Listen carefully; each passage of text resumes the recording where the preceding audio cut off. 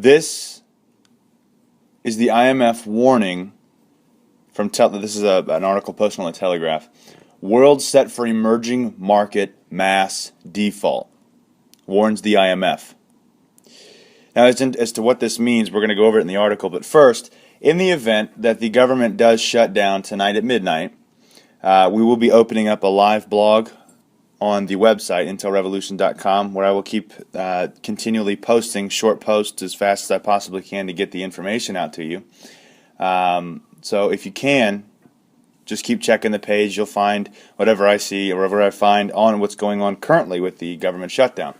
That was the plan, to do a live blog in the event of a government shutdown. So we'll see what happens. Higher U.S. interest rates will expose weaknesses in emerging market corporations which have gorged themselves on cheap debt, IMF warns.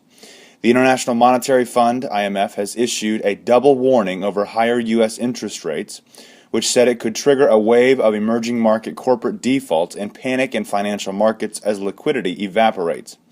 The IMF said corporate debts in emerging markets ballooned to $18 trillion last year, from $4 trillion in 2004, as companies gorged themselves on cheap debt. It said the quadrupling in debt had been accompanied by weaker balance sheets, making companies more vulnerable to U.S. rate rises. As advanced economies normalize monetary policy, emerging markets should prepare for an increase in corporate failures, the IMF said in a pre-release chapter of its latest financial stability report. Figure 3.1, that'll be in the podcast article I put with this, as well as the link to this article in the Works Cited section. It warned that this could create a credit crunch as risks spill over to the financial sector and generate a vicious cycle as banks curtail lending. In a double warning, the IMF said market liquidity, or the ease with which investors can quickly buy or sell securities without shifting their price, was prone to sudden evaporation, particularly in bond markets, when the Federal Reserve started to raise interest rates. It said a steady growth environment and extraordinarily accommodative monetary policies around the world have helped to maintain a high level of liquidity. However, it warned that this was not the same as a resilient liquidity that could support markets in time of stress. Gaston Gellos, head of the IMF's Global Financial Stability Division, said these factors were masking liquidity risks that could trigger violent market swings. Liquidity is like the oil in an engine, and when there's too little of it, the machine starts stuttering, he said. The IMF said an illusion of abundant liquidity may have encouraged excessive risk-taking by some investors that could cause market ructions if many investors suddenly rush to the exit. Even seemingly plentiful market liquidity can suddenly evaporate and lead to systematic financial disruption, said the IMF. When liquidity drops sharply, prices become less informative and less aligned with fundamentals and tend to overreact, leading to increased volatility. In extreme conditions, markets can freeze altogether with systematic repercussions. Banks have scaled back their market-making activities in the wake of the financial crisis, which has reduced their ability to act as a stabilizing force by absorbing excessive supply. Is Glencore the next Lehman? This is very important. The world's largest commodities trading company is toast. Are we about to witness the most important global financial event since the collapse of the Lehman Brothers in 2008? This is an article posted on shtfplan.com. Glencore has been known as the largest commodities trading company on the entire planet, and at one time it was ranked as the 10th biggest company in the world. It is linked to trillions of dollars of derivatives trades globally, and if the firm were to implode, it would be a financial disaster, unlike anything we have seen in Europe since the end of World War II. Unfortunately, all signs are pointing to an inescapable death spiral for Glencore at this point. The stock price was down nearly 30% on Monday, and overall Glencore stock has plunged by 80%, nearly 80% since May. There are certainly other candidates for the next Lehman, Petrobras, the Deutsche Bank, being two perfect examples, but Glencore has definitely surged to the front of the pack. Right now, many analysts are openly wondering if the firm will even be able to survive the end of next month. If you are not familiar with Glencore, the following is a pretty good summary of the commodity trading giant from Wikipedia. Glencore plc is an Anglo-Swiss multinational commodity trading and mining company headquartered in Bar, Switzerland, with its registered office in St. Helier, Jersey. The company was created through a merger of Glencore with Xstrata, I think that's how you pronounce it, on the 2nd of May 2013. As of 2014, it ranked 10th in the Fortune Global 500 list of the world's largest companies. It is the world's third largest family business. For months, I have been warning about consequences of the crash that we have been witnessing in commodity prices. We saw a similar thing happen in 2008, just before the financial crisis that erupted in the fall of that year. If commodity prices kept going down, which they did, it was only a matter of time before firms like Glencore started imploding, which is exactly what we're looking at. And you've got the IMF saying that emerging markets, they're warning for a mass world set for emerging market mass default. You've got bigger companies that are ready to fail. And this is only the beginning. I mean, it's been starting for a while. It's just never really taken the next step. And a lot of people wonder when the next step is. Nobody knows. That's the answer, is nobody knows. You can try and predict it through the markets, and so far every prediction that I've heard so far has been wrong, because they've all said it should be crashed by now, which, given the numbers, it's true, it should have crashed. But we have to remember, this thing is propped, it's fake. It's a fake market. It's propped up by computers and fake numbers and billions of wonderfully made federal dollars. There's no way that this thing could keep going at this current pace. How many times have I said that? How many times have other people said that? You know why it keeps going? Because they keep propping it back up. They keep it alive. So who knows? Politician says homeless people should be put down by lethal injection. I have never heard of something so absurd. A Mexican counselor has provoked outrage after that homeless people should be put down like animals to keep the number of them on the streets.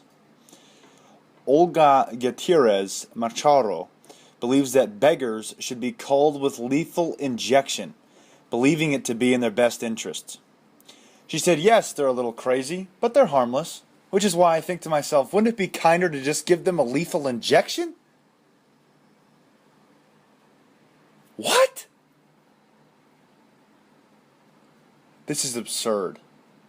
Unbelievably, Machoro, who is a member of the local government in Mexico, Tecamacalo, is also I don't know if that's how you pronounce it or not. I mean, this is just ridiculous. Is also the counselor responsible for the Vulnerable Groups Commission, who try to find ways to help the homeless and disadvantaged at all. I mean, this is just, wow.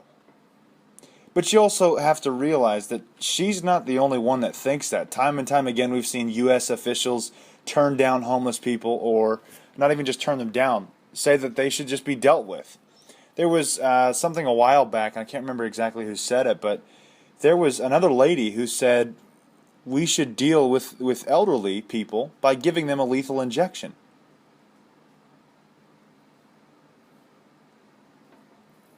How long are these people going to be in power before people wake up? Senate propels stopgap spending bill to keep the government open. Senate propels stopgap spending bill, more votes needed to prevent government shutdown. This is 4 hours ago. It's Yahoo News.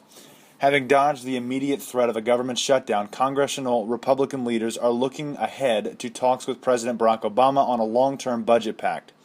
Senate Majority Leader, the traitor Mitch McConnell, said Tuesday that he and House Speaker John Boehner, the other traitor, spoke with Obama, the biggest traitor, recently, and that he expects talks to get underway soon. McConnell spoke as the Senate wraps up a debate he engineered on a temporary spending bill that would keep the government open while the negotiations stretched through the fall. The measure, expected to clear the House and Senate just hours before a midnight Wednesday deadline, would keep the government running through December 11th. The President and Speaker John Boehner, the two traitors, and I spoke about getting started on the discussions last week, and I would expect them to start very soon, McConnell told reporters, because this is what they do. They wait till the last day, the very, very, very, very last day before, anything could possibly go wrong. At the issue are efforts to increase the operating budgets for both the Pentagon and domestic agencies still under automatic spending curbs that would effectively freeze their budgets at current levels. Republicans are leading the drive to boost defense while Obama is demanding equal relief for domestic programs. Hey, what about Planned Parenthood? Maybe the Iran deal too. What about other issues that are still controversial and need to be discussed? Do the people even have a say on this, or is it just the quote-unquote elected, supposedly elected officials, which we're supposed to call in times of trouble, when government is overreaching, if you would? Or, these are the people that we're supposed to call. These are the types of people we're supposed to call when they say homeless people should be put down by lethal injection. Because whether it be a Mexican politician or a United States senator or a U.S. president, they all have the same exact mindset. They all are willing to be bought out. They don't care about the people. If they really wanted to make a difference, things would begin to change. The only kind of difference that anybody's seen in how many years is that the United States of America and the world are just taking a nosedive. I want to thank you all for watching and listening. As many of you guys know, we are changing a lot, and we're changing mainly the way we do things. And before you click off, just hang on, I want to explain. We are changing because of restrictions with YouTube and limitations on our own investigations, and we're tired of it. We have so many projects to complete you've never seen this stuff before. You will never see this stuff from anybody else because they don't have the knowledge that we have. And the stuff that we've investigated so far on our own, nobody looks into it anymore. Nobody has any of that. We are offering all of our exclusive content to you on our website, which can be accessed with a cheap membership of $3 a month or $27 for your first year. No, I'm not begging for money. No, I am not broke. I'm thankful for being blessed with this knowledge to give to others. But here's the problem. We have got to complete projects to give you information to share with the world. How do we do that? Because we don't have government funding. And instead of each time trying to ask for donations to go to a certain location and get a hands-on, realistic view of the area or of whatever we're investigating, why don't we come up with something like this? This is what we did. We came up with a subscription-based website. This is exclusive content. And instead of asking donations, you're funding independent media to where eventually we'll hire people to eventually you'll see the world through a realistic and truthful and biblical view. In other words, you'll see it through our eyes. I know it seems like it's crap at first, but it's not. This is just the beginning. Change is always a little bumpy. And I'm sorry that we brought this on you so abruptly. But the last time I was looking at everything, I was just so tired of dealing with YouTube and so tired of sitting and waiting. I am ready, we are ready to go show you the world through our eyes. And we don't get that chance unless we do something like this, unless we make a difference. So please help us in going out there. Please help us in sharing and exposing the real truth and the things that really need to be exposed. Subscribe today. That's all I got. God bless and carry on.